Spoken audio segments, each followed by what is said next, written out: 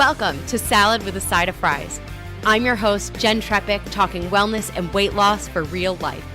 We're here to clear up the myths, misinformation, bad science, and marketing to teach you how to eat and how to cheat.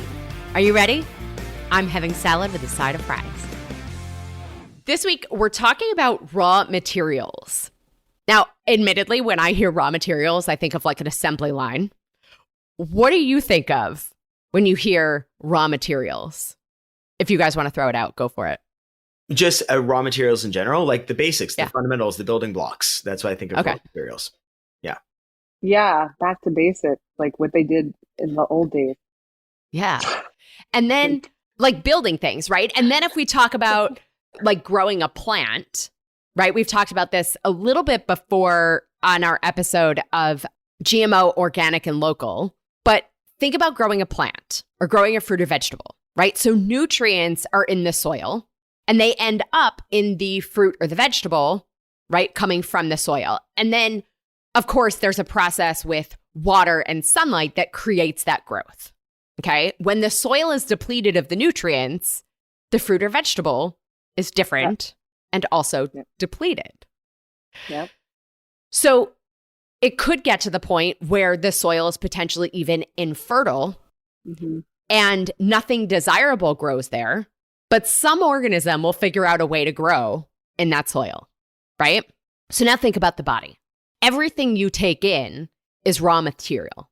And one of the things that I've come to learn over years of doing this, seeing it in the world and in my practice, we are a country of people who are overfed and undernourished. So I've often used the analogy of like putting paint in your gas tank, where taking in this junk food and wondering why our bodies aren't functioning, we're putting paint in the gas tank and wondering why our cars won't run. It's because it's inappropriate fuel.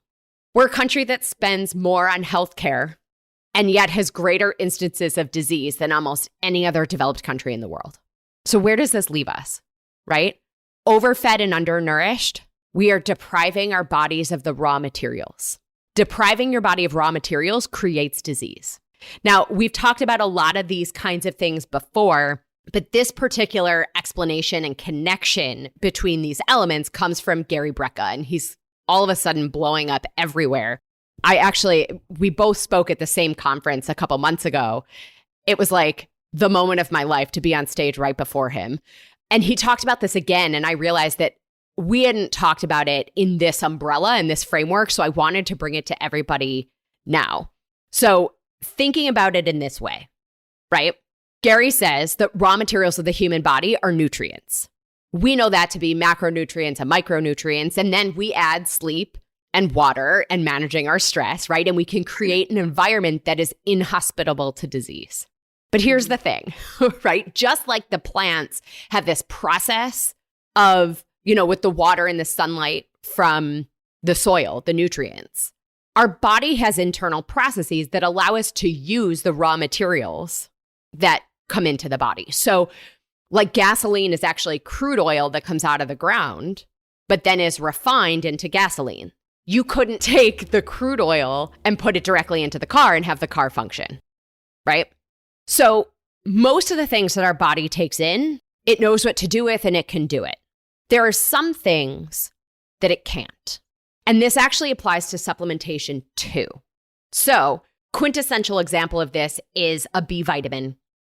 B vitamins, there are a lot of things in the body that have to be methylated, but B vitamins, for your body to use it, have to go through a process called methylation. So B9 is folate, sometimes taken as folic acid or in your foods as folate or folic acid. And then the body converts it into methylfolate. Methylation is a really long process, and it converts these nutrients into the usable form. Genetically, going back to Tanya's conversation from this week, genetically, most people, like 60 to 70% of people, cannot methylate. They can't complete this whole process. It's a very long process. So what that means is that we can end up with a deficiency. And researchers who are looking at this can track nutrient deficiencies to disease processes in the body. So in this example with folate, it translates to infertility, certain cancers, cardiovascular disease, depression, dementia, decreased cognitive function, Alzheimer's disease, right? And it's no joke, right? When we take a root cause approach to healing, the root cause is a methylfolate deficiency, right? It's a deficiency in raw material from the body because we can't convert the folic acid into methylfolate. So if you're taking a B vitamin supplement, you want the ingredient to be 5-methyl tetrahydrofolate.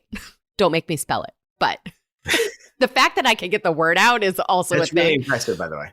Right. So you want that 5-methyl tetrahydrofolate to be the source, not folic acid. So serotonin is another one that has this same process that requires methylation. Okay. Another similar element at play in getting raw materials absorbed into the body and used by the body is inflammation. In particular, inflammation of the tissue that lines the vascular system. So this is the endothelial cells. So the tissue is the gateway. These cells are the gateway between what stays in the blood and what gets into the cells where it's needed. If there's inflammation there, it's not going to function properly. And so what you have is a deficiency where it's needed, right? And then the other thing that can happen with inflammation in the endothelial cells is constricted blood flow, right? We have less space in those vessels for the blood to move.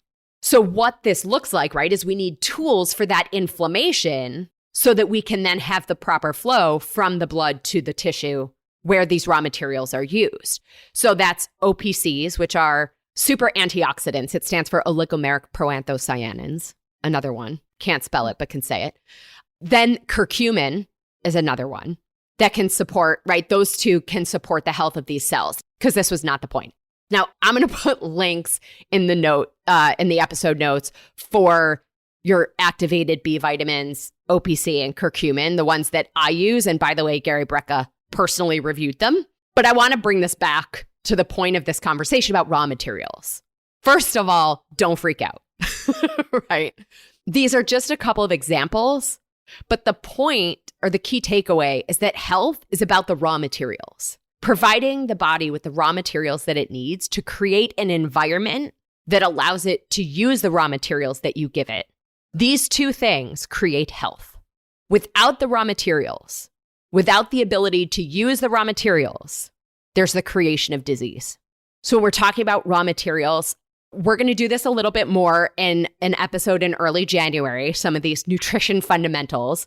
But for now, I want you to just consider, what are the raw materials that you're giving your body? Are you creating an environment that's hospitable to disease or hospitable to health?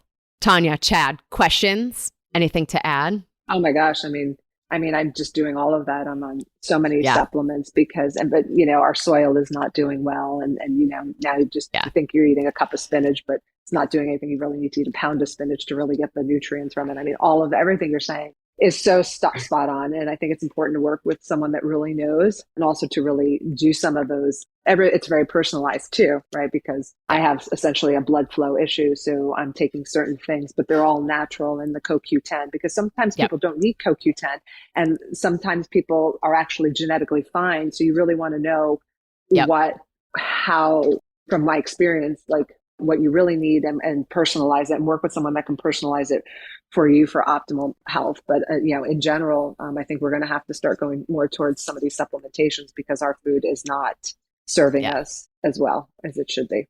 Yeah, I fully agree.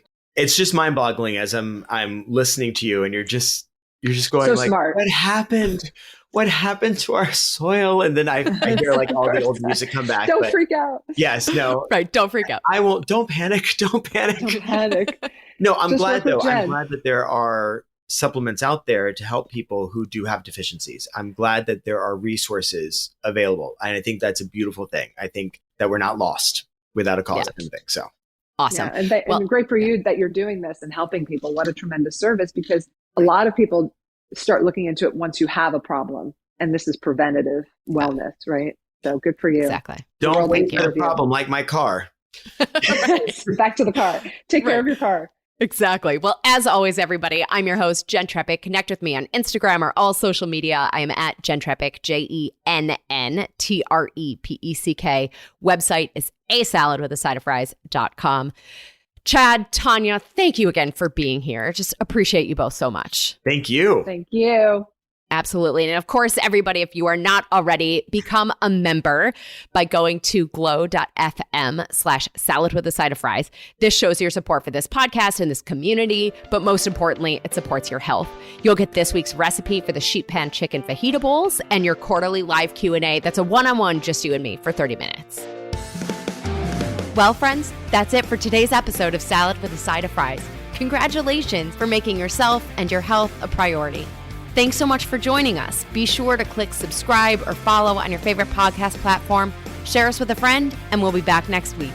Always remember, you deserve it, and you are worth it. Happy healthy.